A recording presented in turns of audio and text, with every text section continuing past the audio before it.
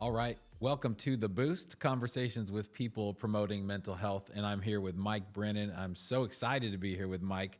We actually met not too long ago. We had a video chat, just hit it off, and there's a bunch in this episode that I can't wait to get into. So, Mike, how are you doing today? I'm doing amazing. Thank you for asking. Yeah, I'm just, you know what, very, very thankful, very much been in a practice of gratitude again. And so that's really just lightened me up lately. Nice. Well, this is the first time we've met actually in person. Yes. Yeah, although I feel like we've met and known each other a long time. So, Yes. yeah, we'll get into all of that.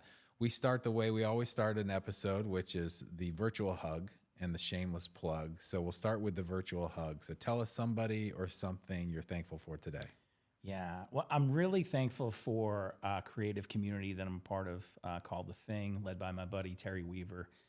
It is creative entrepreneurs that get together and we just figure out how to do this thing together. And so it's a great support system, not just for business stuff, but also for the personal side as well. Yeah, I looked that up actually after you mentioned him on our call, and I looked up The Thing. It's really cool. I'd love to meet Terry sometime or talk with him. Yeah. So how long have you been involved with The Thing? I guess about 5 years or so. Yeah, it was kind of an offshoot of meeting people from another event. You know how that is when you're in the flow of creative people, creative entrepreneurs, and then you're just making the relationships and you're finding out about other opportunities and events. And so it was very organic in that way. But yeah, about 5 years, I guess. Nice. Yeah. This is organic too, for a number of reasons. So, when my daughter came into the world, 9 years ago, I had this resurgence of sort of this muse experience in my life where I got hyper creative, and it was expressed through rap parody videos for children. Love it. I would take like a Notorious B.I.G. song and turned it into some like funny Thanksgiving rap or something like that. And it was just the funniest, it's not the stuff you put on your resume. Right. It's like, did you hear the Ludacris song I redid into Hungry Hippos? It was the weirdest little application, but along that way, I think I credit some of that to just being suddenly exposed to a young child and just the beauty of reliving some aspects of life in a new way and in a different way. And then I turned 40 and I went to a monastery, and we could talk about that. But I came away and basically realized I was on this competitive, forced pressing path and walked back to a fork in the road and on the creative path, which is creating things of value for people in need. And so for you to have written the book, about having fun, play, and the daily discipline of that, and for you to be, not only a creative consultant, but creative director. I mean, you were in New York for a while. So let's actually do the shameless plug first, which is because I would love to get into your background and your story and kind of work sequentially back to forward. I think would be an amazing way to learn about you. But tell us the shameless plug, which is give us your background, kind of what work you've been doing, what you've been writing, things like that, so the audience knows who you are. Yeah, so I say that I'm a creator and communicator who tells stories on pages and stages as kind of a soundbite. Oh, that's slick. Yeah, it took a little while to land on that. And really what that means is on the creator side, my background is visual, right? So graphic design and art direction. And that led into actually digital painting and illustration. And I also do live event sketching. So I'll go to conferences and events and I'll kind of sketch what's happening in real time during the event, storytelling through these unique sketches.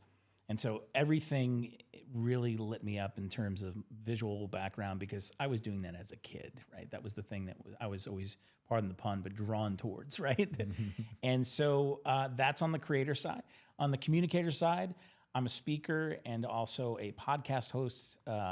Creative Chats is my podcast. And I love to get into just people's stories and experiences around creativity. I speak on the topics of creativity and fun, weaving in my own story. And I love to be really inspirational, but then also practical because I find that those are the things that helped me, or things that didn't just, give you the rah-rah, but then also sent you out the door with something to do, take action. And so those things have been important to me. And so I make that a part of all the things that I do. And so I also create resources like books. Make Fun a Habit is one you mentioned before. And then Daily Creative Habit Journal, which helps people on a 90-day journey to track and measure and be intentional about their creative process.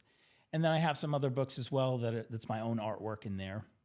That's been fun to create. And I'm always looking for what is the right next thing for me to do creatively that can help take an experience that I've had and share it with somebody else, make a connection point, and then allow them to have an experience around it as well. So you're a unique case of there's often the wordsmith, and then there's often the designer. You're the combination. You're the full deal. So that's rare. Well, I didn't think that I was for the longest time. I think a lot of times creative people, we struggle with this labeling. We struggle with this, like, I'm not really an artist. I'm not really a writer. Because we think of somebody else and we compare, and then we say, well, that's not me. So therefore I can't own that label, or I can't be in that category. And I remember writing things when I was younger. I remember honing that internal voice, but I never really thought that I could do anything with it beyond maybe journaling and emails and social media posts, who knows, right?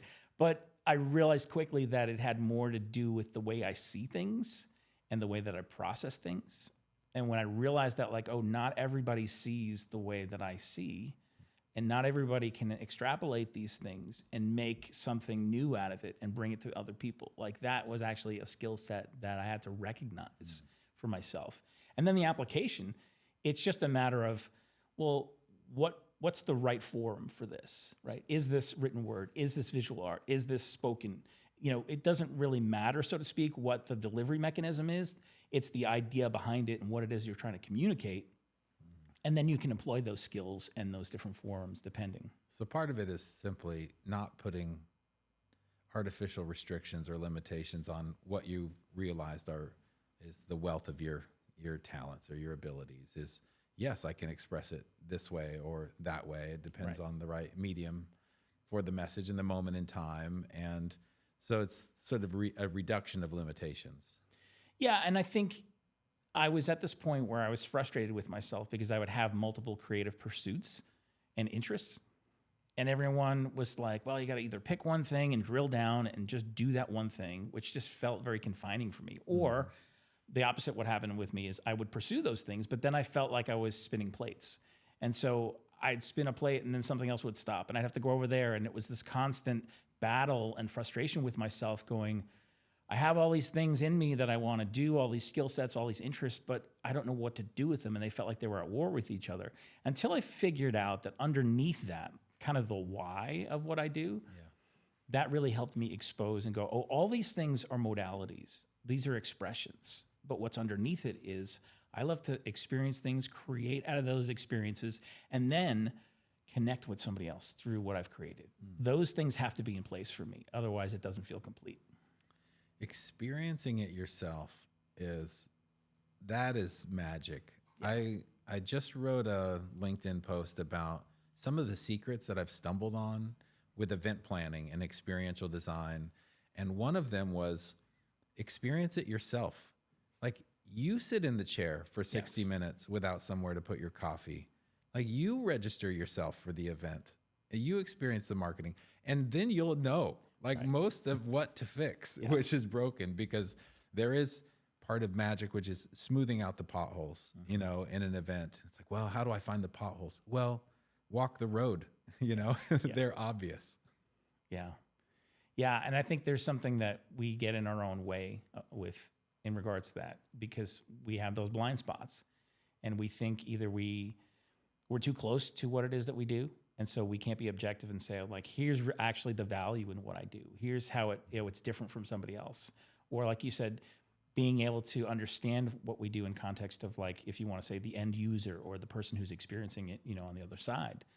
We need that to remember and to actually help us do what we do better. And from a business standpoint, put a value on it, that's in line with the market. Like, it is, depending on who you are, it can be really easy to undervalue your work and your services, it can also be easy to overvalue the artwork that I send out into the world that I think should be immediately viral or Right. else, Yes. But yeah, how do you kind of walk that line between like, or where do you tend to be on that spectrum in terms of the work that you're putting out in the world? Are you constantly criticizing your own work and yourself, or has this discipline of play helped free up some of the, I don't know, maybe the judgment or the Yeah. the value you put on it? Yeah, I think there's always a sense of when you do something in the moment and you're looking at it, you can't help but judge it somewhat. But I think the more that you do and the more often that you do, at least in my case, that's why in this daily creative habit process that this really journey that I was on and have continued to be on, that I lead other people to understand and how to apply. That's the thing that, like, when you show up again and again, every day you're doing something new or different, you tend to then hold loosely to things. Like, materials aren't as precious, your ideas, you'll have more of them and you're executing more. So it's not like if this thing fails, I'm not feeling like the weight of, oh my gosh, I've spent 5 years on this one thing and now it's not what, the gap between what I see in my head and what I see in my hands right now is huge. That can be devastating. And so I think for me, it's been the more that I do, the quicker I move through the process, even the things that don't come out the way that I want them to, that I could be more judgmental about, I hold loosely and I look to learn from them and say, maybe this is a bridge. Maybe this isn't even about the thing that I just made, but maybe it uncovered something about a process, or maybe it introduced a new tool, or maybe it did something else that I could then carry over to something else new that I'm going to work on or become part of my regular process. And so I think it's more healthy to look at it that way, because then everything is redeemable and there's nothing that's just like, oh, this was a failure. And I just, that sense of negative talk and you wanting to just walk away from something then because the experience was so terrible. That there's a saying in investing, like, time in the market is better than timing the market. And I have this theory on Spotify that if you let it play forever, it would spiral down. And if it kept making recommendations, it would land on just playing the Beatles, which is kind of a joke. But there's kind of a truth in it, which is part of the magic in the Beatles, which is play, music, is just they started young and they kept doing it. And if you listen through the library, there's some great, like, amazing stuff. And the lyricism is just intense and beautiful. Yeah. And then there's like some stuff that's like, it's not necessarily so good. Taylor Swift comes to mind. Yeah. I was like, I love Shake It Off. I love a lot of her stuff. And and some of it doesn't hit for me. And that's okay, because if she has to, or the Beatles have to make hit after hit after hit and judge it intensely and immediately as a success, then we lose the artist entirely. And it's the same with painters. Yeah. And there's something to be said for distribution in terms of who gets famous and who doesn't. There's a lot of studies on that.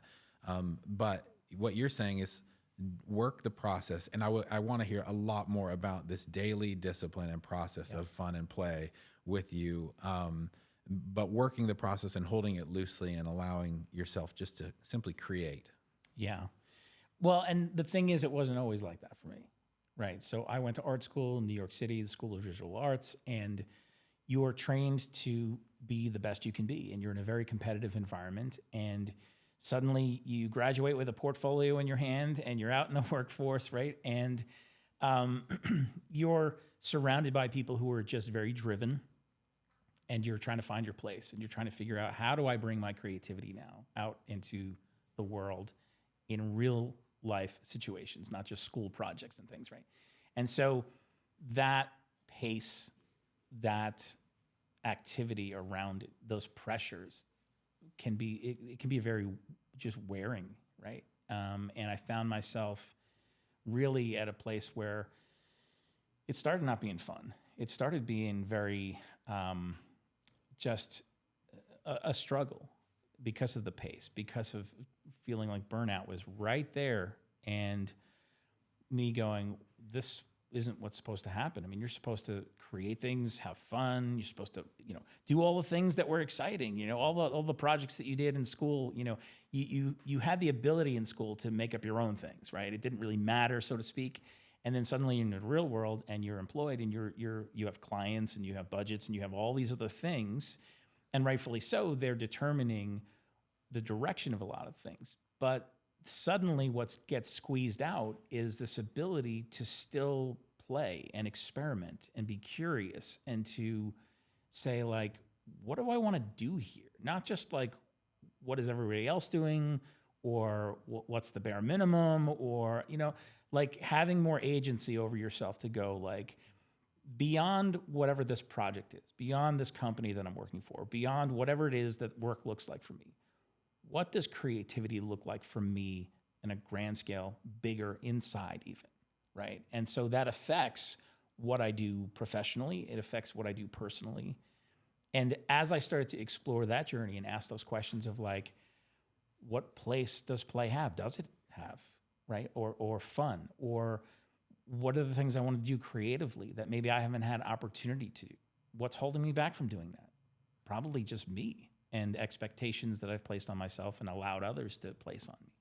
And so this journey of unpacking that and coming face to face through experiencing burnout and through experiencing depression and through, these mental health battles that I'm sure we'll get into in a minute, but through those areas, it causes you to examine yourself, examine your life, examine your work, and start asking some hard questions. But when you get to those hard questions, it's what you do next that really makes a difference. And for me, it was, I need to find the answers to these questions for myself. Like, creativity for me as a kid looked like I was making greeting cards for family members, and I was drawing cartoon characters that were really important to me at the time. That was my world. So I experienced something through cartoons. I made something, and then I gave it to somebody else, and I saw their face light up. And I never forgot that moment of giving it to someone, them seeing it, my parents putting something on the fridge and saying, "You did this for me?" And me going, "Yeah, I love that." And that was the point at which I was like, I want to do this for the rest of my life. I want to create things and have it have impact on somebody else's life, even if it's to bring a smile. That's the economy I want to be in. And yet when you're trained and you go through all the things you have to go through and you get out into the workforce, and some of that stuff kind of, it leaves you because of the pressures and because of the structure and the systems. And of course, there's not like a place where if you have client projects and things, that's not the place for you to start going, I'm going to express this and do all these things that I want to do necessarily. But I think you still need to have that place. And if you don't, that's when you start feeling tremendous frustration. And it becomes something other than what it started out as. And that's when it can get really dark, Yeah. You've unearthed a bunch of questions there. You took us back to your childhood. We're going to take a quick break, and we're going to come back with a lot more with Mike Brennan. MHM 365 is thrilled to offer 10 free continuing education courses created for MFTs, social workers, and counselors. We're kicking off with these amazing course instructors: Michael Wayne Allison, Carrie Ann Carr, Angela R. Clack, Natasha D'Arcangelo, Nidhi Gupta, Tiffany Jenkins, Francisca Mix, Karen Robinson, and Erica Trocino. Join the online learning platform for mental health marketing powered in partnership with TPN Health at MHM365.com. All right, we're back here with Mike Brennan. He was just taking us down memory lane, and we're going to go back there again. You were talking about this experience of making these delightful greeting cards for your family. Take us back there, and I know depression is part of your story. Take us up through that and through that. And, I know that's not something necessarily everybody can solve for, but talk us through your experience. Yeah. So thinking about creativity in terms of visual art, of drawing, of, being excited about creating things, like I said, and giving it to someone else and seeing their face light up or bringing some kind of value through something that I'm creating. I knew I wanted to do that. So art school was definitely the thing I wanted to do, even though my parents were like, yeah, sure. Don't you want to be a doctor, a lawyer, something that makes money? Like, I get it. But, I was like, nope, I'm stubborn. That is the typical parent response. Exactly. And I get it. Being a parent myself, I get it. But still, thankfully they weren't dream squashers, and they were like, okay, we're going to support you, even though we don't quite understand. And then that was what led me into graphic design, honestly. So it wasn't, at least the starving artist. You could be commercially viable. And working for several different places, you go through that you'd work somewhere for maybe 5 years, you'd hit a ceiling, there'd be some other staff change or something that goes on, you'd go somewhere else. And so I did that dance for a while of like, is this it? Maybe not. Maybe there's someplace else. And, trying to up-level the skill set, and you're supposed to go up and to the right. And that's how your journey's supposed to look. And so doing all those things that I'm supposed to be doing professionally and even personally, and it just wasn't, something was disconnected, and I didn't really know what or why.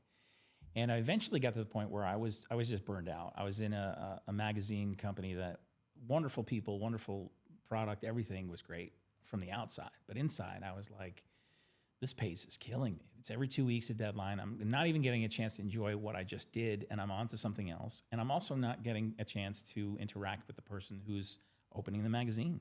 I don't know how my work is actually making a difference. And I didn't know back then that was an important part of me working and needing to have that component. And so that plus a bunch of other things actually led to a place where I was just like, I'm burned out. I think I'm done. I need to just leave this, and I don't really know what's next. And then I kind of felt like, actually, I'm going to leave this altogether, the industry. And I went into, believe it or not, full-time ministry. And it was really more people-oriented stuff. That was the draw, because I knew that if I was sitting with someone, I could immediately see the interaction, the connection. People Exactly. and purpose, right? Yes. I mean, there's no higher power than that kind of work. Yeah. So that led me on a whole other part of my, those are other chapters of my life, right? And stories for another day, but just tremendous opportunities, crazy stories. But eventually, what ended up happening was I helped co-plant a church with my best friend who I grew up with. And there was a lot of pressure, and you had like faith and finances and family and friends, everything all in the same bowl. And when one thing starts to unravel, it touches everything else. And so that's what started to happen. And I didn't even know that was happening because I was so high functioning in what I had to do and in serving other people. I'm a leader. I'm a person who has to show up and tend and care for other people. Mm-hmm. And so what ended up happening was that someone came to me and said, hey, Mike, I think you're depressed. And I was like, what are you talking about? Like, I'm not home right now under the blankets. I can't get out of bed. Like, I can't. In my mind, I had this certain picture of what I thought depression looked like. And I'm like, that's not me. But that plagued me, that this person said this. And I had to examine things and say, you know what, I think I really am, because I think emotionally I'm all knotted up like a ball of twine, and I can't find the edge. And that really messed with me, because I always prided myself with being able to be self-aware enough to be able to work through things and give myself a pathway and figure out some tools and whatnot. Yeah. And I was just in this place where I'm like, I don't know how to get out of this. And I don't know what this means. And so fast forward a little bit more, and what happened was it was obvious that I had to leave this position, and it was very difficult because I'm like, I helped plant this, I helped build this thing, and now I'm leaving, but I don't know where I'm going to. I've been out of design world for about 10 years, so I feel like I'm kind of out of touch with some things technology-wise, and I feel chewed up from ministry and peopling, so where does that leave me? I don't really know. And so it was very painful to feel like you lost your purpose, and you've lost your faith community and your job, and we had to sell a house and move, and there was just loss after loss after loss in this time period. And I just remember thinking to myself, like, how did we get here? Like, how did this become my life? This was not in the brochure, right? Especially in doing ministry things. I'm like, I'm working for God, right? Like, shouldn't there be some kind of like benefit package that helps shield against, right? But there were a lot of things that worked there. And then ultimately, the last thing that happened was my dad was diagnosed with cancer and he passed quickly. And I'm sitting in this heap of ashes and I'm like, what now? Like, I've got no job prospects, don't know where I'm going. I feel stuck. I feel lost. I feel like I'm in darkness. I feel a little like abandoned by God. I feel like all the different things in my life just felt like they just unraveled at the same time.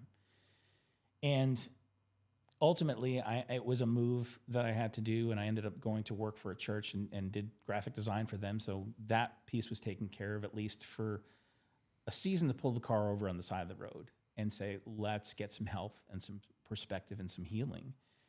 And so in that place enters this question: what would your creativity look like right now if you could come back to it? Because really, for the past 10 years of ministry stuff, I did nothing creative. That seems like such a moment in time where this is a big, clear question. Almost nothing else is getting asked. It's like, what if? Yeah. And that's exactly what, the what if question. And it scared me to death because I didn't really know how to answer it, honestly. And I thought to myself, how do I engage with something that was once such a strong part of me and how I showed up intuitively and now haven't done in 10 years? Resistance, right? Have you read I'm sure you've read the War of Art, Stephen Pressfield, where he's like, if Mother Teresa wanted to go get a telemarketing job, the world would be like, yes, here's 40, like easy, but if you press toward, then you hit this resistance of, well, I haven't done this in a while. And like, those are all, that's your true north. Right. And funny that you say that, because that was the name of the church that I helped plant. It's just True North. So look at that. Goosebumps, right? Chills. Yeah. So yes, but in that moment, I'm thinking also, what else do I have to lose? Right? Because when you're at rock bottom, you're willing to entertain things that maybe you wouldn't otherwise, because your sense of loss is so great already that fear of, but what if this messes with my livelihood? What if this messes with relationships? What if this, at that point, it was like, here we are. Yeah, the ships are burned. Yeah, like we're just in the dirt. So the only way is up, and I got to figure out what this looks like. And so the more I sat with that question, and of course started to go and just do some things that I could, take some classes, just try to like prime the pump a little bit creatively. Someone turned me on to this idea of a 365-day art making journey. And when I first heard about it, I was like, wait, you're talking about showing up every day and creating something, like something new every day? And I'm like, I haven't showed up at the past 10 years. I don't know if I could do that. That sounds too out of reach. But it plagued me. I couldn't get rid of that thought and this urge to go, what's the worst that could happen? You've already experienced the worst, really. So try it. And so I decided I'm going to try this. And I found an old sketchbook, blew the dust off of it, grabbed some pens, and went down to a local Starbucks. And I drew this really awful, horrendous coffee cup in my book. And I looked at it and I was embarrassed. And I was thinking, if someone came up behind me and said, dude, you went to art school? Like, what happened? Like, ooh, because my capacity wasn't there, right? I couldn't render like I used to. And I'm like, of course not, because I haven't done it in 10 years. And so as I'm sitting there looking at this book, I realized this is day one. And I actually wrote day one at the top. And I said, this is more about the journey right now than it is about the actual end result of this product that I'm, this piece of art that I'm doing. Yeah. And it allowed me to close the book and come back for another day and then do something new and do something fresh, and to keep doing that every single day for an entire year. And I got to the end of the year and then I was like, I did it. Now what? And I said, I don't think I'm done yet. And so I kept leaning in, kept pressing in. And the more that I did this, the more life and health started to come back, in a sense of, here's what I like to do. Here's what I don't like to do. No one's telling me what to do in this situation. I'm figuring it out. I'm rediscovering some things about myself, about my creativity, about this journey, about then also how does this affect my livelihood, and what do I want to do with this? And so all this was very much a place of possibility in the midst of the darkness. And it was the way out. And so the more I leaned into it, the more I realized, oh, here's my voice and style. Oh, here's what I like to do. now all of a sudden this process starts to emerge. And I'm like, this is what the journey has been for me. And then me realizing, oh, this isn't actually just about me. I think this is about all creative people. I think this is something that's worth talking about and teaching and coaching other people through, and saying there's things that work here. There's a process and a pathway, and it doesn't have to start in a place of darkness and depression. But I think anyone who's trying to create anything has certain barriers, has certain things that they're in the way, the resistance, right? That they need help, they outside of themselves, to figure out, how do I progress in this? How do I actually get traction, see results, and not just simply flirt with my creativity? Because, I did that for years too. How you doing, right? Like, yeah, I got a weekend, I got an afternoon, I can do this, great. And then I wouldn't touch it again for like another month or two or whatever. And then I'd have to like start everything up again. And it was getting the momentum going again. That was so difficult. Yeah. Get all the supplies out, get all the things out. By the time you set up, you have no more time left. And then it's like, oh, wasn't that great? We'll try this again another month. And so I'm like, it's a better way to engage daily because you get in quicker. So You're already going. So it's universal. You believe it's universal for creatives. Yeah. I want to ask you in a second, like who's a creative, who's not. But not everyone would go to a Starbucks to draw a coffee cup, right? Like that. There's a verse I think in Ecclesiastes, which is like, just do what your hand finds to do, and that's what your hand found to do. And that's quite the signal for you, because then you did that for a year and then beyond, and then turned it into this creative consultancy and all of these branches that come out of the tree. But I wouldn't have gone, although I do love to doodle. I did most of in school for years. All I did was doodle. But I wouldn't have found that. But I have done, we were talking earlier about a book before the recording, The Artist's Way. And the morning pages. And I've done that because I do love to write. And so it's just this unconscious or subconscious stream of consciousness download. And you don't even go back and read it again. Right. You can crumple it up and throw it away if you want, although I've saved them. But then once in a while, like a poem would just spring out of the words, or a business plan. I wasn't sitting down to say, I'm going to write a business plan, but there was some work that needed to happen, and the morning pages were this almost like a cleansing or a flow, a return to flow, the way that air in our lungs returns to flow, or a river flows, And I would wake up and I would feel stagnant and kind of dammed up. And then this writing process was like, clean the pipes, Yeah, Here we go for another day. Yeah. Then that dovetails nicely into why I talk about fun and play, and why I wrote the book, Make Fun a Habit. And it was later on, right? So I wrote the book last year, and it was me wrestling with the sense of, okay, I've got these things I'm doing creatively. I've got things I'm doing in a business for myself as an entrepreneur. There are a lot of pieces of that are not fun, that I have to do, that I'm maybe not really that skilled in, but this is my business, so I have to do it, or figure out how to hire somebody or whatever. But which might be even less fun. Right. So it's realizing, oh man, even in creativity, in the world of being, someone who's pursuing creativity for a livelihood, there are things that you have to do that aren't fun. And me going, also, the world became very dark with the pandemic, and everything out of that, this sense of fear and dread and headlines and all the rest of the stuff, right? And I'm going, it feels like it's not so fun anymore. Somewhere along the way, fun up and left the building. And I don't know when, and I don't know how or where, but what would it look like to recapture some of that? And then me thinking about me as a kid and going, I didn't really sweat thinking about, is this going to be marketable? Is somebody going to like this? Like, you show up and you do what you're drawn towards because you enjoy it. And then whatever happens as a result of that, it's almost more of a natural extension of who you are and how you show up in the world. And I think somewhere along the way, we lose that because it becomes about all these other things, and because of pressures and practicality. And I'm not saying throw caution to the wind, but I'm just saying, what would it look like for us to regain some area where things were actually fun again, where we had some enjoyment in the midst of even things that maybe are outside our control that are less than desirable, right? And so morning pages, writing, getting in this place of like free. I'm not doing this because I'm writing this for a client. I'm not writing this for a project or something I'm trying to sell. I'm doing this because it's a way for me to just be in touch with myself, maybe in a way that I'm not even sure of, but it's something that I can actually do. It's an activity that I can engage with that all of a sudden unlocks something in me and it relaxes me and there's no pressure. And all of a sudden I'm just like, whatever, right?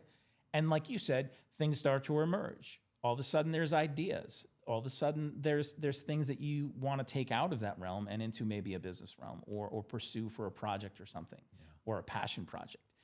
And you're like, I would never have thought of that because I've been so busy pushing on things. And that's what happens to us, right? We push on a problem. We're like, I have to solve this. I have to solve this. What is the answer? And we exhaust ourselves. Yeah, these words you're using, pushing, pressure, you know, and I say this all the time, so I'm sorry if I've already said it to you, but you know, Jung says what we resist persists. And so the picture of this is, okay, you're in the ocean, like hold your surfboard underwater as long as you can, and then watch it break your jaw on the way up, you know, once you run out of energy, which is gonna happen because it's the physics. So we have these pressures and this pushing, and some of this is, you know, yes, you have to put food on the table, you know, you have to do things. And I would love to hear how do you help a creative thread that needle of when to just throw it to the wind, when to go all in. But there's also a nuance in there around once you start this process, maybe we are vastly discounting the power that's going to come out of this or the potential. You know, you really don't have any idea of what you're creating, but it's not this thing that you're creating. It's not this little greeting card you give to your parents back when you're 5. Do that for 40 years and then tell me what's happened. Yes. Yeah, exactly. And I think there's something that we need to get comfortable with making space for and margin for. And we think, well, if I need to solve a problem, if I need to have something done, I need to just keep going.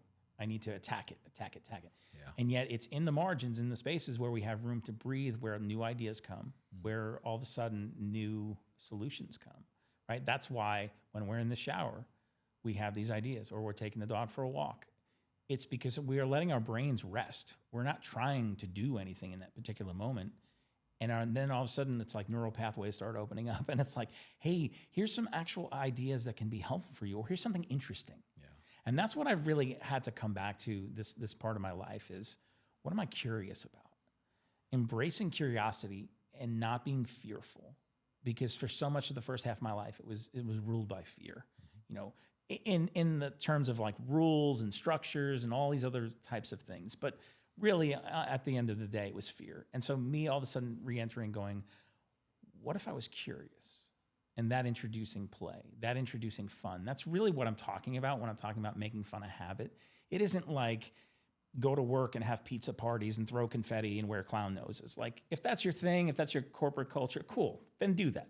But I think there's too many times people resist because they're like, what's the value in that? And I'm like, what if we actually started to think about fun as not the reward at the end of the process, but actually part of the process? Because it would engage us, because it would allow us to have a space where we could say, I'm going to play over here and I'm going to break some things. And it's actually okay if I break some things because I'm going to learn some things. I'm going to figure some things out. And maybe I'm mashing things up together. I love to do this with ideas, mash up this idea and that idea. I lead some people through exercise with this, and it's a lot of fun. And because you can come up with unexpected results that you started with something that's pretty familiar, and you can end up with something that is just a little bit left of that. I think I heard John Cleese just say, from Monty Python, just say, that's like one of the secrets to comedy. It's like put two disparate things together and then see what comes out of it. Yeah. And so giving yourself a place to do that, I think, is really important, because you won't reach those ideas, those breakthroughs, those moments won't happen otherwise, I don't think. And as much as we like to say that we value innovation and we like to value all, creativity. And we put all the things on the poster on the wall, right? And we say, yes, but we do very little to practically actually engage with that. And so what I'm saying is don't wait for permission. Figure out how to make that a part of your rhythm and your daily rhythm if possible. And that's what I suggest, because then you're engaged and you don't have to wait so long. And then you can get into that space a lot quicker. Those are it's the same blocking and tackling for physical health and, mental health and creative health. Exactly. It's like, well, why don't you eat your vegetables again today? It's like, why don't you do the work again today? Right. Why don't you sit down and let the pen do its thing, let that flow through you. I hate that we have to wrap this conversation because I've really enjoyed it. Before we go, though, there's a couple more things we want to hit on. One is tell us one thing you're doing for your own mental health these days. It sounds like you're doing the work, which is probably why you're in the state you're in. But for your own mental health, what do you do? Yeah, I am very much a daily journaler, not just in terms of listing out events and things, but but also a gratitude journal.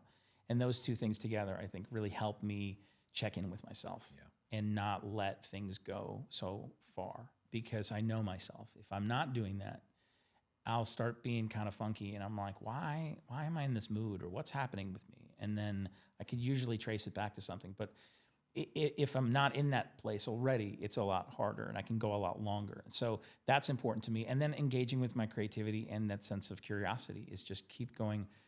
It's opened up a world of possibility. And even if it's not something of what I think it should look like or happen in the time frame I think it should happen in, there's still a sense of possibility and wonder and excitement of going, there's something that I'm never going to run out of here, which is creativity, which is the ability to make something and then also impact somebody else. Like, that's never going to dry up unless there's something drying up in me. And so I need to check in with myself. Yeah. And when you were an unadulterated child, that's what you did. Exactly. It's like, how do we get back to some of that? Yeah. That's good for us. Yes. Well, Mike, thanks for sharing. Thanks for being vulnerable and love to talk with you more. I'm sure we'll cross paths quite a bit coming up in the future, but thanks for being on the podcast. Thank you. I appreciate it. Yep.